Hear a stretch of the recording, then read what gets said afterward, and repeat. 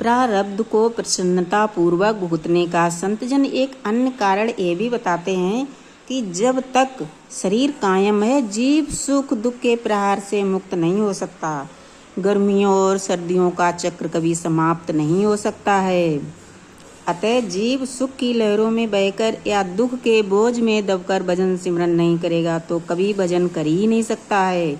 तभी तो संत नामदेव जी कहते हैं कि हे प्रियतम, अगर मुझे राजा बना देगा तो भी मुझे तेरी भक्ति करनी है, और मुझे गरीबी में दब जाऊंगा तो भी तेरी भक्ति करनी है। मैं तेरी भक्ति से ध्यान नहीं हटाऊंगा। संतों का अभिप्राय ये है कि अच्छे और बुरे प्रारब्ध कभी विघ्न नहीं डालने देने चाहिए। सुख और दुख दोनों में प्रेम पूर्वक परमात्मा की भक्ति में लगे रहना चाहिए, क्योंकि सतगुरु की दया मेहर भी अधिक पहुंचती है। किसी देनदार को किसी साहूकार का बहुत सा ऋण चुकाना है, उस देनदार को लिया हुआ ऋण भी चुकाना है, पर वह यह भुगतान खुशी खुशी भी तो कर सकता है और कुड़ कुड़ कर भी कर सकता है। अगर देनदार साहूकार से ही लुज्जत करता है तो हो सकता है कि साहूकार और अधिक सख्ती करे और देनदार को न्यायालय में खड़ा करे या हथकड़ी लगवाकर जेल भी भिजवा सकता है। अगर देनदार साहूकार का आभारी बना रहेगा तो उसने समय पर उसकी सहायता की तो हो सकता है कि साहूकार ऋण को अधिक आसान किस्तों में लेना स्वीकार भी कर ले या ऋण में कुछ कमी भी कर सकता है। तरस खाकर सारा कर्ज भी माफ कर सकता है।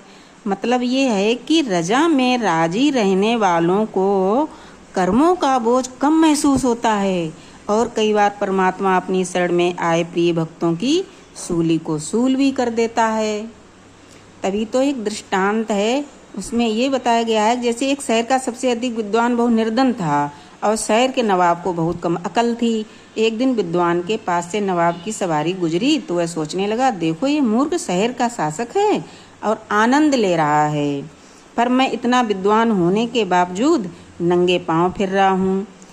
इसी उधेड़ बुन में चला जा रहा था कि उसकी दृष्टि एक व्यक्ति पर पड़ी जिसके दोनों पैर कटे हुए थे। वह झट प्रभु से विनती करने लगा कि हे मालिक, मैंने तुझसे जो शिकवा किया था इसके लिए मुझे बख्श दे। तेरा लाख लाख शुक्र है कि तूने पैरों में डालने के लिए जूती नहीं दी पर चलने के लिए पाँव तो दिए हैं। तेरा बार बार धन्यवाद।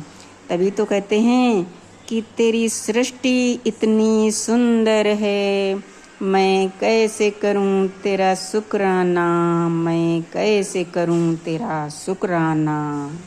राधे राधे।